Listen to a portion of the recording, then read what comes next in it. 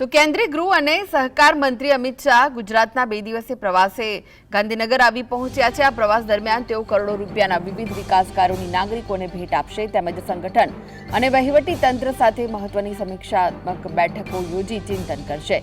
શાહના હસ્તે ભારતની સૌપ્રથમ ડ્રાઈવરની માલિકી ધરાવતી સહકારી ટેક્સી સેવા ભારત ટેક્સીનો ગુજરાતમાં ભવ્ય શુભારંભ કરવામાં આવશે। સહકારિતા ક્ષેત્રે ટેક્સી ચાલકોના ઉત્થાન માટે આ એક ક્રાંતિકારી પગલું માનવામાં આવી રહ્યું છે। ત્યારબાદ બપોરે 12:45 કલાકે ગાંધીનગર સર્કિટ હાઉસ ખાતે કેન્દ્રીય મંત્રીની અધ્યક્ષતામાં જિલ્લા કક્ષાની district development coordination and monitoring કમિટીની મહત્વની બેઠક યોજાશે, જેમાં સહકારી યોજનાઓની પ્રગતિની સમીક્ષા કરાશે। બપોર બાદ અમિત શાહ અમદાવાદના શાહીબાગ વિસ્તારમાં આવેલા સર્કિટ હાઉસ એનેક્સી ખાતે પહોંચશે। અહીં તેઓ ગાંધીનગર લોકસભા હરિયાળી લોકસભા અભિયાન અંતર્ગત હાથ ધરાયેલા સામૂહિક વૃક્ષારોપણની કામગીરી અંગે ઉચ્ચ સ્તરીય સમીક્ષા બેઠક કરશે અને અધિકારીઓને જરૂરી દિશા નિર્દેશો આપશે। ત્યારબાદ સાંજે 6:30 કલાકે સાબરમતી વિધાનસભા વિસ્તારના રાણીપ અને સાબરમતી વોર્ડના નાગરિકોની સમસ્યાઓ સાંભળવા માટે રાણીપમાં જીએસટી ક્રોસિંગ પાસે આવેલી શ્રી સ્વામિનારાયણ ઇન્ટરનેશનલ સ્કૂલ ખાતે એક ભવ્ય લોક દરબાર યોજાશે, જેમાં